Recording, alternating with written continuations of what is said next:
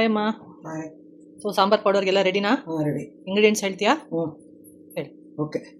ಇದಕ್ಕೂ ಸೇಮ್ ರಸಂ ಪುಡಿ ಥರನೇ 3 ಧನಿಯಾ, ಅರ್ಧ ಜೀರಿಗೆ, ಸ್ವಲ್ಪ ಮೆಂತ್ಯ, ಅರ್ಧ ಸ್ಪೂನು, ಮತ್ತು ಇದು ಅರ್ಧ ಕಪ್ಪು ಉದ್ದಿನಬೇಳೆ, ಅರ್ಧ ಕಪ್ಪುಗಂತ ಒಂಚೂರು ಕಡಲೆಬೇಳೆ, 1 ಸ್ಪೂನ್ ಸಾಸಿವೆ, ಒಂದಿಷ್ಟು ಹಿಂಗು, 1.5 ಸ್ಪೂನ್ ಮೆಣಸು, ಮತ್ತು ಇದಕ್ಕೆ 5 ಕಪ್ ಹಾಕ್ತಾಯಿದ್ದೀನಿ ಇವತ್ತು. ಯಾಕಂದರೆ ಕಡಲೆಬೇಳೆ ಉದ್ದಿನಬೇಳೆ 1 ಕಪ್ ಎಕ್ಸ್ಟ್ರಾ ಬರುತ್ತೆ. ಹೋದ ಸರ್ತಿ ರಸಂ ಪುಡಿಗೆ 4 ತೋರಿಸ್ತೆ, ಈ ಸರ್ತಿ 5. 1 ಕಪ್ಪು ಕರಿಬೇವಿನ ಸೊಪ್ಪು, 1 ಕಪ್ಪು ಒಣಕೊಬ್ಬರಿ. ಓಕೆ. 3 ಧನಿಯಾ, 2 ಸೇರಿ ಉದ್ದಿನಬೇಳೆ ಕಡಲೆಬೇಳೆ 1 ಕಪ್ ಆಗುತ್ತೆ. ಸೊ 5 ಕಪ್ಪು ಒಣಮೆಣಸಿನ್ಕಾಯಿ. ಓಕೆ, ಸ್ಟಾರ್ಟ್ ಮಾಡೋಣ. ಎಣ್ಣೆ ಕಾದಿದೆ ಅಲ್ವಾ?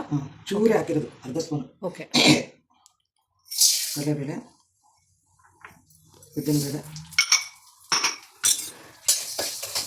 ಇದು ಕೆಂಪಾಗೋವರೆಗೂ ಹುರಿಬೇಕಲ್ವಾ? ಕೆಂಪು ಫ್ಲೇಮಲ್ಲಿ ಇಟ್ಟಿದ್ದೀನಿ. ಸ್ವಲ್ಪ 1 ತಿಂಗಳು ಬರುತ್ತೆ ಈ ಪುಡಿ. ಒಂದು 3 ಕಪ್ ಆಗುತ್ತೆ. ಸೊ ಇದು ಸ್ವಲ್ಪ ಕೆಂಪಾಗಿದೆ, ಮುಕ್ಕಾಲು ಭಾಗ ಆಗಿದೆ.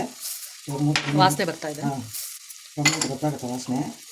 3 ದಿನ ಇವಾಗೆಲ್ಲ ಒಂದೊಂದು ಹಾಕ್ಬಿಡ್ಬೋದು. ಇದೆಷ್ಟು ಹುರಿಬೇಕು? ಇವಾಗ ಅಷ್ಟು ಬೇಗನೆ ಆಗುತ್ತೆ, ಒಂದು 5 ರಿಂದ 10 ನಿಮಿಷ ಅಷ್ಟೇ. ಸೊ ಇದು 2 ನಿಮಿಷ ಆಯಿತು.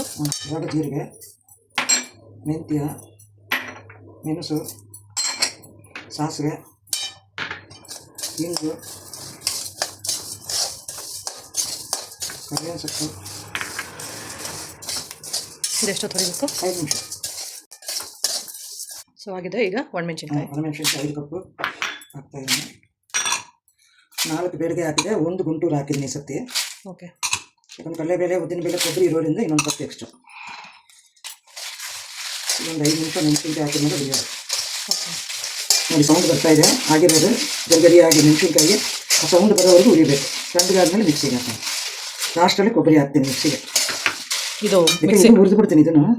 ಇದು ಲಾಸ್ಟ್ ಸ್ಟವ್ ಆಫ್ ಮಾಡಿದ್ಮೇಲೆ ಒಂದು ಕೊಬ್ಬರಿ ಹಾಕಿ ಒಂದು ಸ್ವಲ್ಪ ಬಿಟ್ಟು ಬಿಸಿಗೆ ಸರಿ ಹೋಗುತ್ತೆ. ಕಲಿಸ್ಬಿಟ್ಟು ನೋಡಿ ಆಫ್ ಮಾಡ್ತಾ ಇದ್ದೀನಿ. Okay. Sambar powder ready. Thank you ಅಮ್ಮ.